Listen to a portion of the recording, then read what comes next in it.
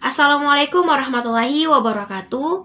Perkenalkan, nama saya Mutia Adinda Pakaya dari kelas B Keperawatan Angkatan 2022. Jadi di sini saya akan memberikan sedikit edukasi tentang penyakit DHF.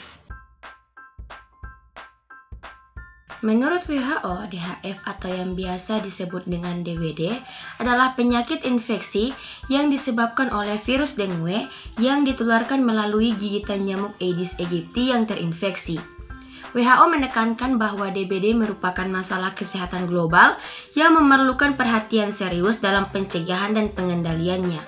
Sedangkan menurut para ahli mendefinisikan bahwa DBD sebagai penyakit yang ditandai oleh demam tinggi, nyeri otot dan sendi, serta gejala lainnya seperti mual, muntah, dan ruam kulit. Mereka menyoroti pentingnya identifikasi dini, penanganan simptomatik, dan upaya pencegahan termasuk kontrol populasi nyamuk vektor.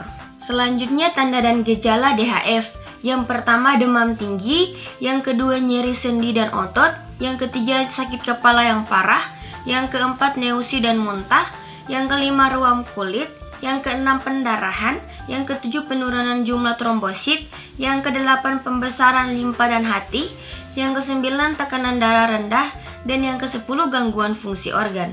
Selanjutnya ada faktor resiko penyakit DHF. Yang pertama ada ekosistem perkotaan dan periurban, yaitu lingkungan perkotaan dengan genangan air dapat menjadi tempat berkembang biaknya nyamuk Aedes aegypti. Yang kedua ada kondisi iklim tropis. Nah, pada daerah beriklim tropis memungkinkan nyamuk Aedes aegypti berkembang biak sepanjang tahun.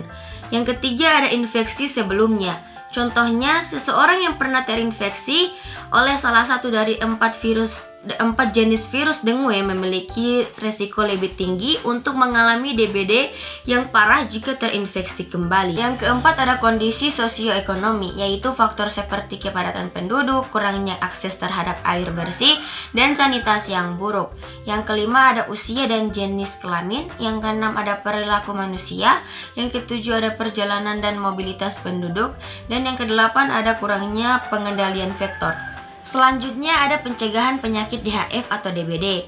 Yang pertama ada pengendalian populasi nyamuk, yang kedua pendidikan masyarakat, yang ketiga manajemen lingkungan, yang keempat pengawasan dan pelaporan kasus, dan yang kelima pengembangan vaksin.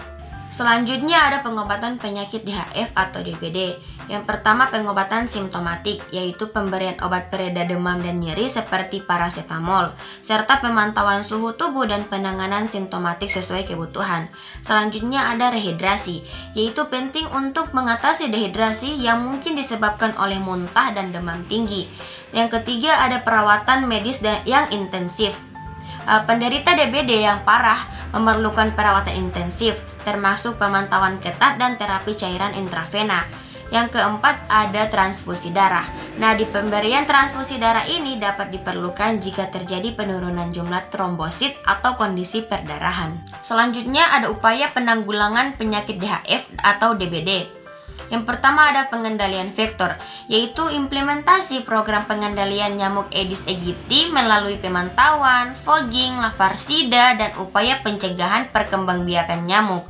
Yang kedua ada kampanye kesadaran masyarakat, yaitu penyuluhan kepada masyarakat tentang tanda dan gejala DBD, serta langkah-langkah pencegahan termasuk pengurangan tempat perkembangbiakan nyamuk. Yang ketiga ada penelitian dan inovasi. Dukungan WHO terhadap penelitian dan inovasi dalam bidang epidemiologi, pengendalian vektor, dan strategi pencegahan. Dan yang keempat ada pengembangan vaksin, yaitu mendukung penelitian dan pengembangan vaksin untuk DBD, serta memfasilitasi akses dan distribusi vaksin DBD yang sudah tersedia. Yang kelima ada penguatan sistem kesehatan, yaitu meningkatkan kapasitas pelayanan kesehatan dalam mendeteksi, melaporkan, dan menangani kasus DBD.